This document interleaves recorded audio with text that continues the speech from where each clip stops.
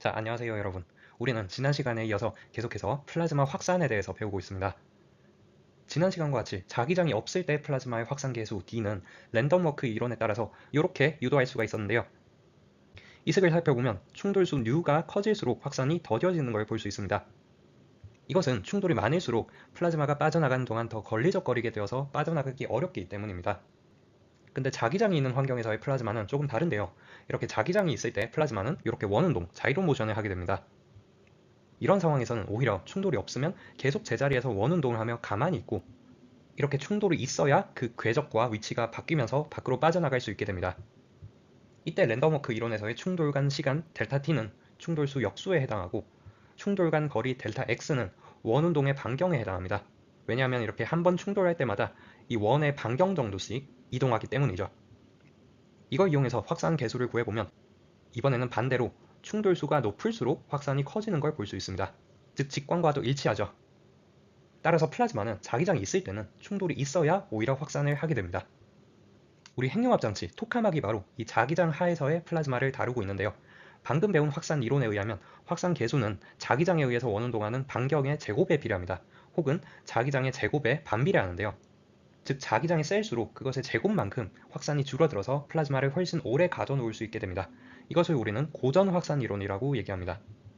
하지만 아쉽게도 실제 토카막 실험에서는 조금 다른 경향성이 보입니다. 자기장 제곱이 아니라 자기장 1승에 반비례하는 게 보인 거죠. 심지어 그 크기도 이론으로 예측한 것보다 훨씬 더 큰 값으로 측정이 됩니다. 이걸 우리는 물리학자 데이비드 봄의 이름을 따서 봄 확산이라고 부릅니다. 사실 이건 핵융합 관점에서는 조금 안 좋은 소식인데요. 확산 계수가 크다는 말은 플라즈마가 빨리 빠져나가고 빨리 식어버린다는 의미니까요. 따라서 이걸 이해하고 해결하기 위해서는 새로운 이론이 필요한 상황이 되었습니다. 그래서 우리는 이 토카막 안에서의 플라즈마를 다시 한번 들여다보겠습니다. 토카막에는 이렇게 도너스 모양의 자기장인 토로이달 자기장이 있고, 그것의 수직한 방향인 그 단면 방향의 자기장인 폴로이달 자기장이 있습니다. 이 두 개의 자기장이 합쳐져서 꼬인 자기장이 형성하는 것이죠. 특히 이 토로이달 자기장은 이렇게 외부 코일에 의해서 형성되는데, 이 외부 코일을 보시면 이렇게 안쪽이 바깥쪽보다 더 빽빽하게 존재하고 있습니다. 따라서 토로이달 자기장 역시 이렇게 안쪽이 바깥쪽보다 강한 형태를 지니고 있습니다. 자, 이렇게 자기장이 휘어있고 자기장의 기울기가 존재할 때 우리는 하전 입자가 위쪽 방향으로 드리프트 한다는 걸 배운 적이 있습니다. 이걸 그림으로도 이 단면상에서의 궤적을 통해서 한번 살펴보겠습니다. 먼저 하전 입자는 기본적으로 자기장에 따라서 움직입니다. 즉 이 단면상에서는 폴로이달 자기장을 따라서 묶여서 이동하게 되는 것이죠. 근데 이 토로이달 자기장은 안쪽으로 갈수록 강해지기 때문에 앞에서 배운 자기 거울과 마찬가지로 입자가 반사되게 됩니다. 이렇게 말이죠. 또한 반사되는 와중에 위쪽으로 드리프트를 하면서 위로 올라가게 되죠. 이 반사된 입자는 다시 폴로이달 방향으로 이동하게 되고, 이 위쪽 부분에서도 다시 하전 입자는 자기 거울 효과에 의해서 반사되고 드리프트하게 됩니다. 이렇게 완성된 입자의 궤적을 보시면 놀랍게도 바나나 모양을 하고 있습니다. 그래서 우리 플라즈마 물리학자들은 이 입자의 궤적을 바나나 궤적이라고 부릅니다. 앞에서 우리는 랜덤워크 이론에 의해서 입자가 빠져나가는 크기를 원운동의 반지름으로 잡았었는데요. 근데 지금 보는 이 입자는 단순히 자이로 모션, 원운동을 하는 게 아니라 훨씬 큰 규모의 바나나 궤적 운동을 하고 있습니다. 즉 충돌당 빠져나가는 궤적의 크기인 델타 X가 훨씬 커지게 되고, 그에 따라서 확산 계수도 이렇게 훨씬 커지게 됩니다. 이것을 우리는 앞에서의 고전 확산 이론에 대응시켜서 신고전 확산 이론이라고 얘기합니다.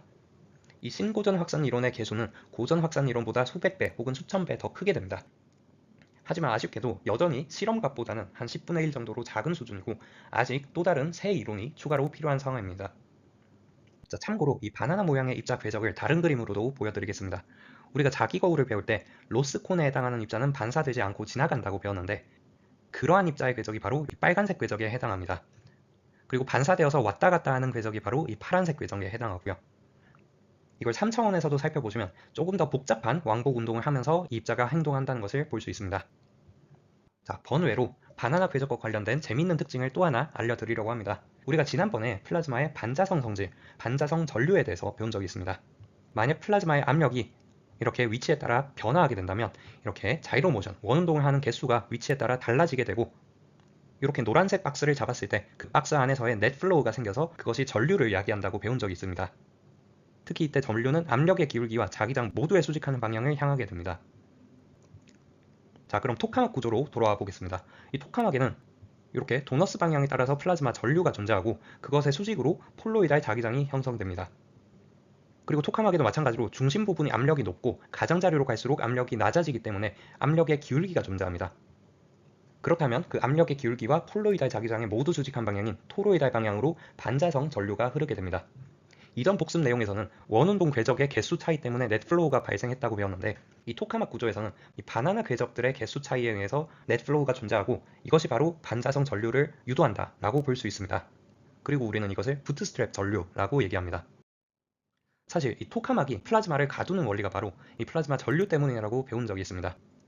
근데 플라즈마의 압력이 충분히 높아서 기울기가 커진다면 그 플라즈마가 스스로 토로이달 방향의 부트스트랩 전류를 만들어서 그 역할을 대체하는 것이죠. 즉 플라즈마가 자기 스스로 전류를 만들어 자기 스스로를 뭉쳐두는 것입니다. 이 상태가 된다면 더 이상 외부에서 플라즈마 전류를 걸어주지 않아도 플라즈마가 스스로 이 상태를 계속 유지하면서 핵융합이 가능하게 된다는 의미입니다. 약간 무한동력 같은 느낌이기도 한데요. 아주 먼 옛날 신화 중에 하늘을 나는 법이 소개되어 있기도 합니다. 우리가 신발 뒤에 있는 끈인 부트스트랩을 잡고 위로 잡아당긴다면 그 신발이 떠오를 테니까 우리는 계속해서 그걸 잡아당겨서 하늘을 날 수 있다는 말도 안 되는 원리인데요. 이걸 서양에서는 부트스트랩 신화라고 얘기를 하고, 이 플라즈마 역시 스스로가 스스로를 뭉쳐두는 게 이 신화와 비슷하다고 해서 이걸 우리가 부트스트랩 전류라고 얘기하는 것입니다. 자, 다시 확산 이론으로 돌아와서 우리가 배운 신고전 확산 이론을 적용하더라도 여전히 실험에서의 높은 확산 계수를 설명하기에는 부족한 상황이었습니다. 근데 우리는 경험적으로 이렇게 믹스 커피를 만들 때 유체를 휘저어주면 난류가 생겨서 더 빨리 섞이곤 합니다.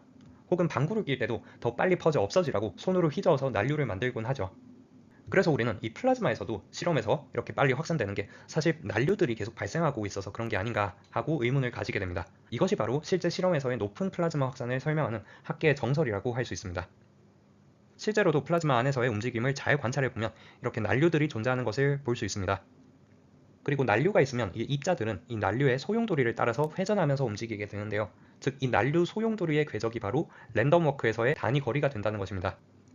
우리 과학자들은 이 소용돌이의 크기를 이용해서 확산 계수를 계산해보고 앞에서의 신고전 이론과도 더해보니까 드디어 실제 실험과도 유사한 값을 보인다는 걸 알게 되었습니다. 하지만 사실 이러한 플라즈마의 난류는 단순히 물의 난류와 달리 전자기적인 난류이자 위상공간상에서의 난류이기도 한데요. 따라서 3차원 유체가 아닌 위상공간상의 5차원 혹은 6차원 유체를 풀어야 하는 키네틱 이론이 필요하게 됩니다.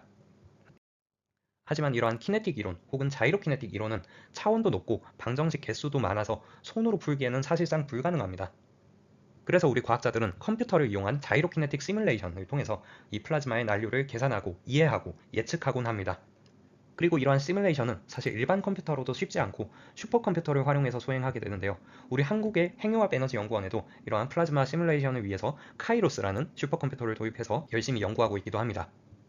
하지만 모든 물리학자들이 이 슈퍼컴퓨터를 쉽게 사용하지 못하기 때문에 조금 간소화된 이론을 활용해서 시뮬레이션 하기도 하는데요. 예를 들어서 플라즈마 난류에 대해서 경험식이나 간단한 모델을 도입해서 3차원 유체로 풀기도 하고요. 그렇다면 우리 집에 있는 데스크탑 컴퓨터로도 쉽게 시뮬레이션 할 수 있습니다. 혹은 최근에는 AI나 기계학습을 활용해서 훨씬 빠르게 플라즈마 시뮬레이션을 할 수 있기도 합니다. 사실 제가 주로 연구하는 방식이 바로 이런 컴퓨터 모델링이나 기계학습을 활용한 플라즈마 시뮬레이션 연구인데요. 이런 플라즈마 시뮬레이션을 통해서 실험 전에 미리 플라즈마가 어떻게 변화하는지를 계산해보고 이걸 통해 더 좋은 성능의 플라즈마 조건을 찾아내기도 하는 등의 그러한 연구들을 수행하고 있습니다. 다음 시간에는 또 이어서 제가 좋아하는 연구 주제인 플라즈마 평형과 안정성에 대해서 같이 공부해 보려고 합니다. 감사합니다.